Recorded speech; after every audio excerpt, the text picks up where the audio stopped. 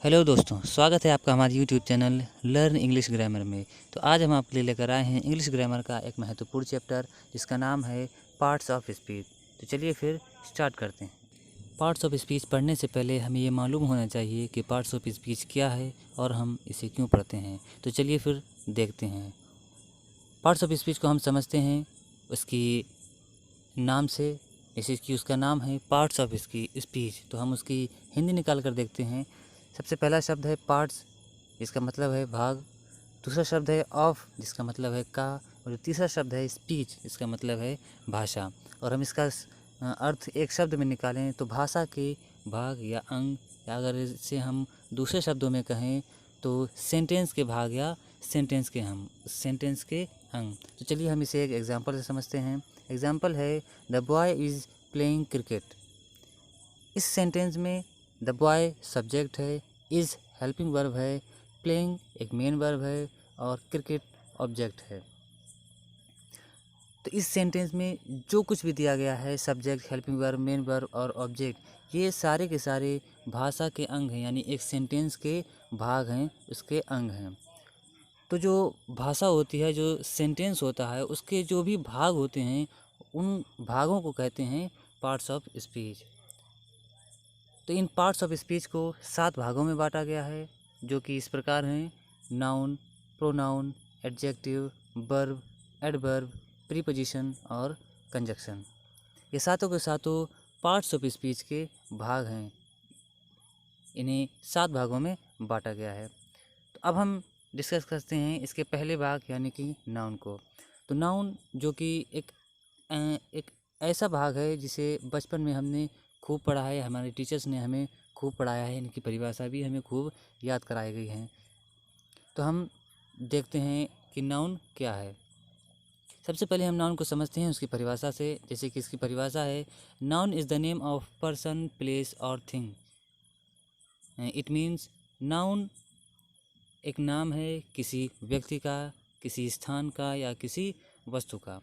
तो अगर हम इसे अपने शब्दों में समझें तो सीधी सी बात कि नाउन एक नाम है। नाउन क्या है? एक नाम है। वो किसी भी चीज़ का हो सकता है, कोई व्यक्ति हो सकता है, कोई वस्तु हो सकती है या कोई जगह हो सकती है। अगर किसी भी शब्द के बाद हमें पता लगे कि ये एक नाम है तो हम समझ जाना चाहिए कि ये एक नाउन है, ये एक संज्ञा है। नाउन को भी उसके अर्थ और भाव के अनुसार 5 भागों में बांटा गया है, जो कि इस प्रकार हैं। पहला है कॉमन नाउन, दूसरा है प्रॉपर नाउन, तीसरा है करेक्टिव नाउन, चौथा है मटेरियल नाउन और पांचवा है एब्स्ट्रैक्ट नाउन। तो हम सबसे पहले देखते हैं कॉमन नाउन को कि कॉमन नाउन क्या है। जैसे कि कॉमन नाउन को भी हम उसकी डेफिनेशन से, उसकी परिभाषा से समझते हैं।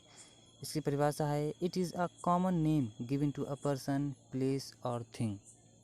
मतलब कि ये जो कॉमन नाउन है वो एक साधारण सा नाम है जो कि किसी वस्तु को दिया जाता है, किसी स्थान को दिया जाता है या किसी चीज़ को दिया जाता है, जिसे हम एग्जाम्पल से समझते हैं। जैसे कि बुक, ये एक कॉमन नाउन है। जैसे कि गेम, खेल, ये भी एक कॉमन नाउन है। जैसे कि सिटी, ये भी एक कॉमन नाउन है। कार, प्लेनेट, टीचर, ये सारे के सारे कॉमन नाउन हैं। ये कॉमन नाउन कैसे हैं, आइए हम आपको ये भी बताते हैं। जैसे कि बुक है, बुक को कॉमन नाउन की कैटेगरी में इसलिए रखा जाता है क्योंकि बुक किसी पर्टिकुलर बुक का नाम नहीं है, ये पूरी की पूरी प्रजाति को दिया है। यानी कि जितनी भी किताबें हैं उन सबको हम एक नाम से जानते हैं, वो है बुक। जैसे कि गेम है, खेल तो बहुत सारे होते हैं, लेकिन उन सभी खेलों को अगर हम किसी एक नाम से जानते हैं तो वो है गेम। तो जो हम पूरी की पूरी प्रजाति को एक नाम से जानते हैं उसे कहते हैं कॉमन नाउन। अब हम दूसरा देखते हैं प्रॉपर नाउन। तो इसका भी अगर हम इसके जो नाम है उससे अर्थ निकालने की कोशिश करें तो प्रॉपर यानी कि निश्चित नाउन, जो कि किसी निश्चित को दिया जाता है। इसकी पहले हम परिभाषा से देखते हैं। It is the opposite of common noun. A proper noun refers to the specific name given to a person, place और थिंग। ये जो प्रॉपर नाउन है वो कॉमन नाउन से एकदम उल्टा है। जैसे कि कॉमन नाउन में क्या था कि किसी वस्तु, स्थान या चीज़ को एक पूरी की पूरी प्रजाति को एक कॉमन नाम दिया जाता था, जिससे हम पूरी प्रजाति को जानते थे। लेकिन जब बात करते हैं प्रॉपर नाउन की, तो यहाँ पर बिल्कुल ही उल्टा होता है। तो चलिए इसे हम कुछ उदाहरण से समझते हैं। जैसे कि पहला उदाहरण है सुशांत। सुशांत एक नाम है जो कि एक व्यक्ति को दिया गया है, एक लड़के को दिया गया है। दूसरा उदाहरण हम लेते हैं गीता। ये भी एक नाम है जो कि एक इंसान को दिया गया है, एक लड़के को दिया गया है। तीसरा उदाहरण लेते हैं मुंबई। ये भी एक नाम है जो कि एक शहर को दिया गया है। तो कॉमन नाउन और प्रॉपर नाउन दोनों ही एक दूसरे के अपोजिट हैं। कैसे हैं हम आपको बताते हैं। जैसे कि कॉमन नाउन पूरी प्रजाति को एक नाम दे दिया गया। जैसे कि हम मुंबई को उठाते हैं। मुंबई एक प्रॉपर नाउन है। मुंबई एक प्रॉपर नाउन है क्योंकि जो मुंबई नाम दिया गया है वो एक पर्टिकुलर शहर को नाम दिया गया है। अगर हम वही बात करें सिटी की, तो जो सिटी है वो एक कॉमन नाउन है, क्योंकि हम सिटी के नाम से जितनी भी सिटी है, जितने भी शहर हैं, उन सभी को सिटी के नाम से जानते हैं, उन सभी को सिटी कह सकते हैं। लेकिन अगर पर्टिकुलर शहर की बात की गई है, यानी कि मुंबई की, तो ये प्रॉपर नाउन के अंतर्गत आता है। वैसे ही अगर हम बात करते हैं सुशांत की, तो सुशांत भी एक प्रॉपर नाउन है, क्योंकि सुशांत एक विशेष व्यक्ति या विशेष लड़के को नाम दिया गया है। वहीं अगर हम बात करें गीता की, तो गीता भी एक प्रॉपर नाउन है, क्योंकि वो भी एक विशेष लड़की को नाम दिया गया है। नेक्स्ट है कलेक्टिव नाउन। इसे अगर हम हिंदी से डिनोट करके देखते हैं, तो इसकी हिंदी है समूहवाचक संज्ञा। अब हम इसकी परिभाषा देखते हैं। They are the names given to represent a group of people. It means ये वो नाम हैं जो कि रिप्रेजेंट करते हैं, दर्शाते हैं पूरे के पूरे ग्रुप को। जैसे कि इसे हम उदाहरण से समझते हैं। जैसे कि पहला उदाहरण दिया गया है बंच। बंच मीन्स एक झुंड, यानी कि जहाँ पर कई सारे लोग इकट्ठे हैं या कई सारे लोगों का जो समूह है, उस समूह की अगर बात की जाए, उस समूह को अगर कोई नाम दिया जाए, तो वो होता है कलेक्टिव नाउन के अंतर्गत। या दूसरा हम लेते हैं क्लास।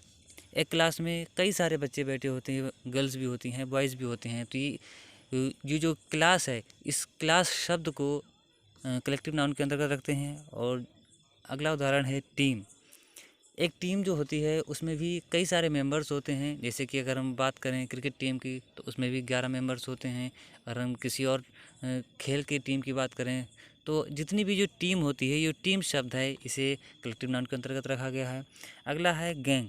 इस गैंग को भी कलेक्टिव नाउन के अंतर्गत रखा जाता है, जिसके यानी जो गैंग है उसमें भी कई सारे बॉयज़ होते हैं। तो अब हम देखते हैं अगला, यानी कि चौथा हमारा नाउन है वो है मटेरियल नाउन। तो मटेरियल नाउन, ये नाम से ही पता लग जाता है कि मटेरियल नाउन, इसमें मटेरियल की बात की गई है। चलिए हम इसकी डेफिनेशन से समझते हैं। These are the names given to the material. ये वो नाम है जो किसी धातु को दिए जाते हैं, यानी जब भी किसी धातु की बात आए तो समझ जाना कि ये मटेरियल नाउन है। तो चलिए हम इसके उदाहरण देखते हैं। पहला उदाहरण है सिल्वर, यानी कि चांदी। ये चांदी एक धातु है, तो इसे मटेरियल नाउन के अंतर्गत रखते हैं। दूसरा उदाहरण लेते हैं सोना, यानी कि गोल्ड। ये भी एक धातु है, तो इसलिए इसे मटेरियल नाउन के अंतर्गत रखते हैं। यानी जितनी भी चीज़ें जो धातुएं हैं, जिन धातुओं को जो नाम दिया गया है, हम उन्हें मटेरियल नाउन के अंतर्गत रखते हैं। और लास्ट और पांचवा है हमारा एब्स्ट्रैक्ट नाउन, यानी कि भाववाचक संज्ञा। तो चलिए इसे भी हम परिभाषा से समझ लेते हैं, डेफिनेशन से समझ लेते हैं। जो कि डेफिनेशन है, it is the thing which we can't see, taste, hear and touch. मतलब कि ये वो चीज़ है जिसे ना ही हम देख सकते हैं, ना ही हम चख सकते हैं, ना ही हम सुन सकते हैं, और ना ही हम छू सकते हैं। यानी ऐसी चीज़ें, ऐसे नाम जिन्हें हम सिर्फ सुन सकते हैं उनके नाम से।